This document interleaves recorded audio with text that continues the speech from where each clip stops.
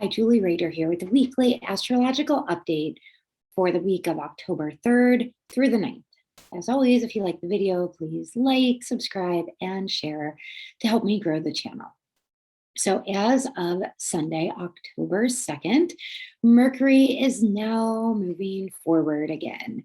So now that Mercury has stationed direct, it will be time we'll see things starting to move forward where there have been delays or miscommunication or electronic issues, things of that nature will start to come back into play again. However, Mercury is still in its shadow period, meaning that it's still covering the ground that it covered as it went backwards.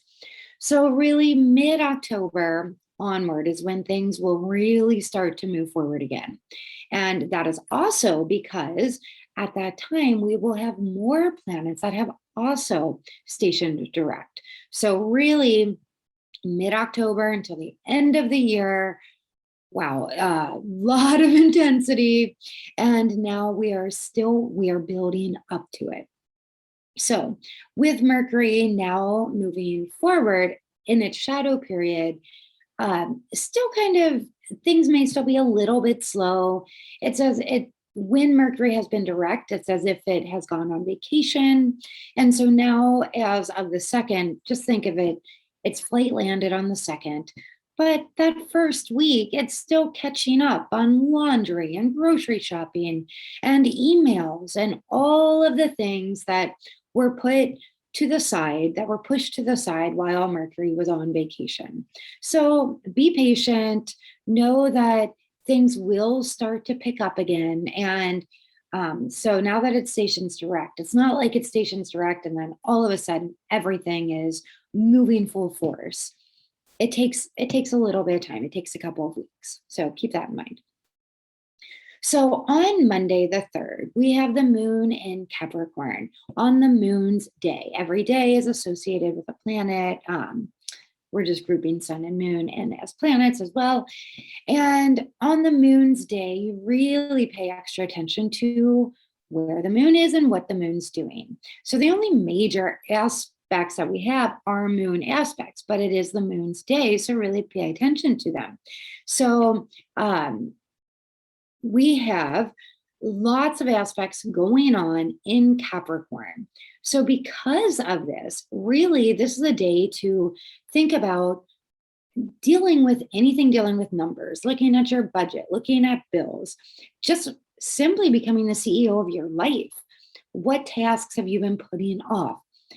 I've really been over the last several years working with what the moon is doing each day. I look at the bigger aspects too, but because the moon makes so many aspects and changes signs every couple of days, every 2.5 days roughly, I have found that if I do the tasks that are associated with the moon, I take what I've been calling inspired action.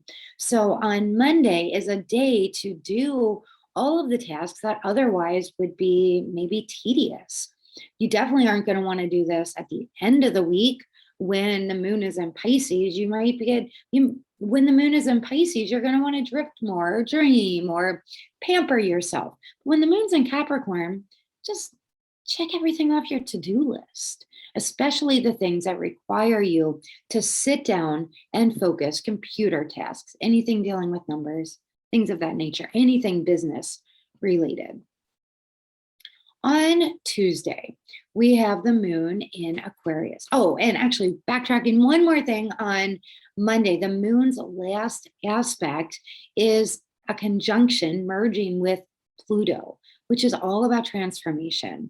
So what this tells me is if you really take the time all day to do the tedious tasks, the mundane tasks that Capricorn's asking you to do, to really look and even from a strategy, anything that requires you to put on your strategy thinking cap, do that on Monday. Anything grounding tasks that you need to do.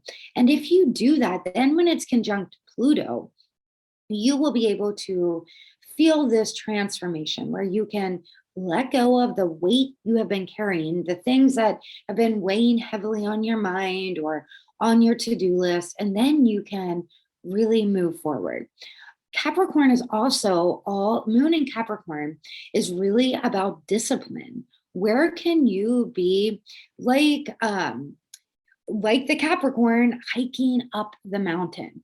Just stay to it, stay focused, stay with the tasks at hand, and then you will reach the top. And that is when it's conjunct Pluto, and you will feel this inner sense of liberation and accomplishment. On Tuesday, we have the moon in Aquarius. Its first aspect is a sextile to Jupiter in Aries. This is really beautiful. So the Aquarius moon sextiling Jupiter is really an abundance of cerebral activity where you can get these flashes of genius that come in. Highly recommend that you write them down because they will leave as fast as they come. This is a very fast moving aspect, but be really aware.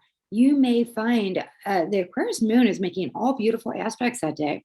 Then it's trine Venus, and then it's trine the sun and Libra.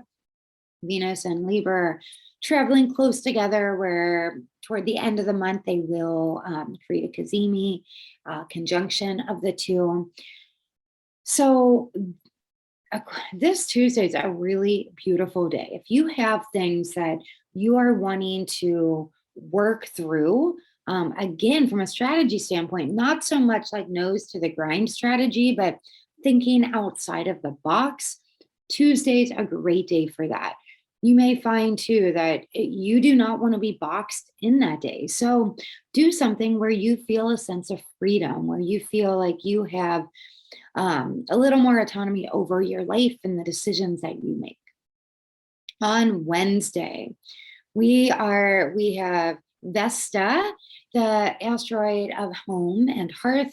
She is stationing direct in Aquarius, and when she's stationing direct. So when any planet or even asteroid, I don't talk a ton about the asteroids, but when any planet or asteroid, when they station retrograde and when they station direct, it is really a pivotal point, because it is when they're stationing retrograde, it's like they're slamming on the brakes.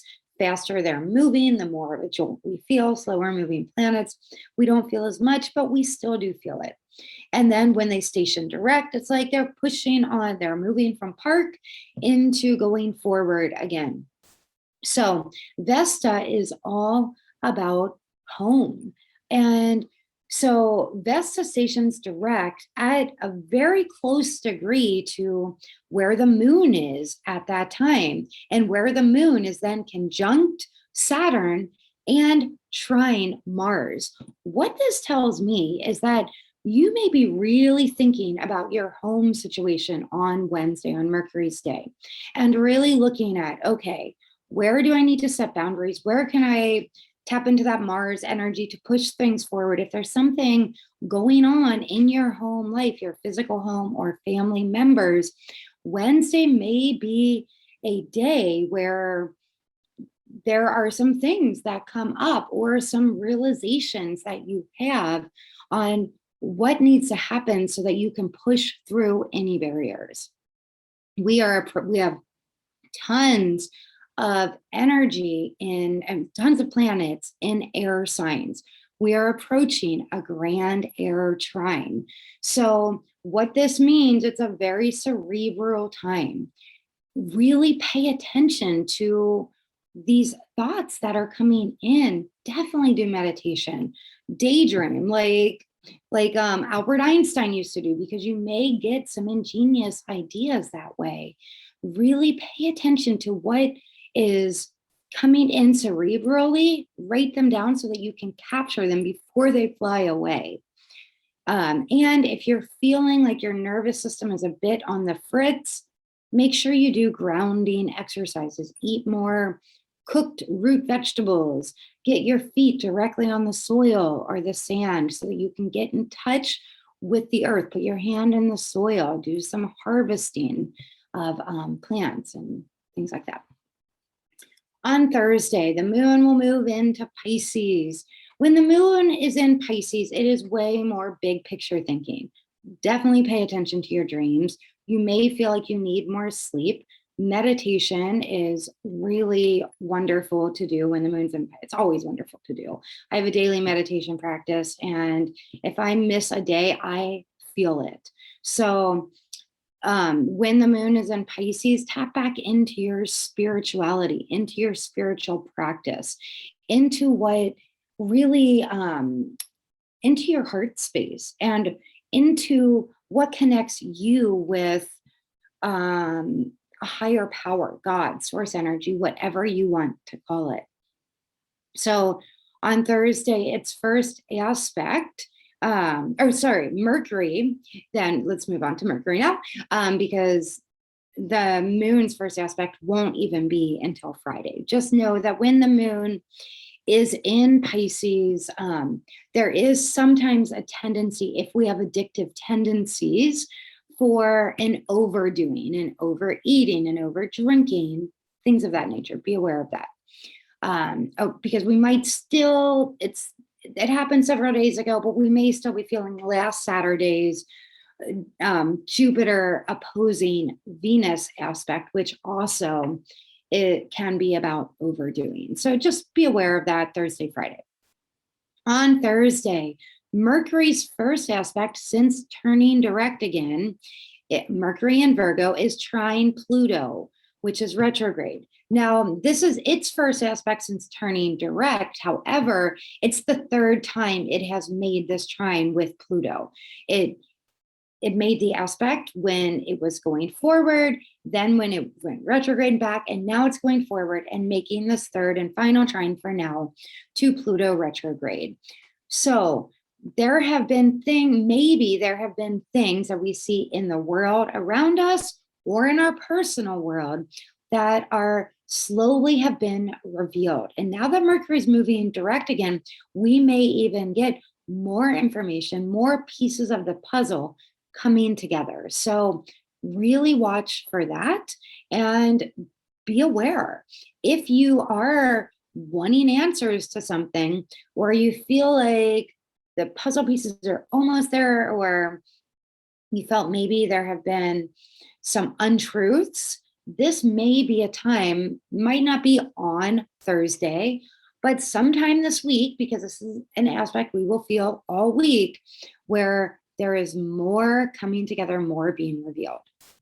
Then on Friday, the 7th, we have the sun in Libra opposing Chiron in Aries. So this is going to be part of the full moon energy. So I will be doing a full moon video. Watch for that. That's going to be coming out very shortly. We also have the moon's first aspect from Pisces making a sextile to the North Node and then a sextile to Uranus. So Sun and Libra, if we look at this all together, Sun opposing Chiron, this is shining a light on perhaps our wounds. Moon's first aspect in Pisces, sextile North Node, then Uranus, there may be something, when I was talking before about things potentially being revealed in our lives. If we have secrets, they may come out. If other people have secrets, we may learn about them. It is a time with the moon's first aspect making that sextile to North Node and Uranus. We must take the spiritual high road, because again, expect the unexpected. We don't know what's going to be revealed. We don't know what's going to come up. There could be old wounds that come to the surface as well. Tap back into your spiritual practice.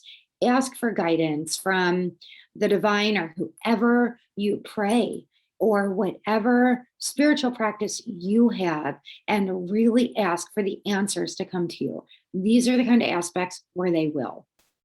Then on Saturday, the 8th, we have the moon's last aspect is opposing Mercury, which is now direct in Virgo. This around 4 a.m. We could have a lot of dreams. So really pay attention to your dreams. Keep a dream journal anytime, Thursday, Friday, Saturday, especially when the moon's in Pisces. But with this last aspect opposing Mercury, there is something that wants to be revealed to us, and perhaps it's coming to us when we are in a subconscious or unconscious state, such as sleep. Then the moon moves into Aries around 9 a.m. This is all Pacific time. So adjust if you are somewhere else in the world. And then Pluto stations direct in Capricorn. So with this Pluto stationing direct, again, it's a slower moving planet, but it is slowly moving forward again. This energy of Pluto stationing direct is part of this Aries full moon that we have on Sunday the 9th. Again, I'm going to be doing a video about that will go through each of your signs, so keep an eye out for that. But this full moon is opposing Venus. The moon obviously is opposing the sun. That's what makes a full moon. But Venus is very close to the sun, so it's also opposing Venus. This full moon is conjunct Chiron, again, the wounded healer, or us tapping into our healing abilities, and sextile Saturn. I will delve way more into that, but the Aries full moon is shining a light on where, around the spring equinox, when you were planting those seeds of intention around the Aries new moon, what were your intentions? And shining a light, see if those are still your intentions. Aries full moon can be quite energetic and sometimes even intense. I remember 2 years ago on October 1st, it was the Aries full moon. I got into a massive car wreck, which totaled my car. And I still feel it in my shoulder sometimes. I remember talking about that full moon and telling everyone, like, okay, this is a big one. And then I had biggest car wreck I've ever had. I've had a few car wrecks. So Aries full moon can bring about, Aries is full force forward. This sextile to Saturn may slow it down a little bit, which is wonderful. It's conjunct Chiron. I'll dive more into it, but really shining a light on the Aries house in your chart. This one is very much about relationships as well, which I've been talking about for the last couple of weeks. There have been a lot of relationship aspects and energy going on, and that's going to continue. Thank you so much for listening, and I will see you in the full moon video.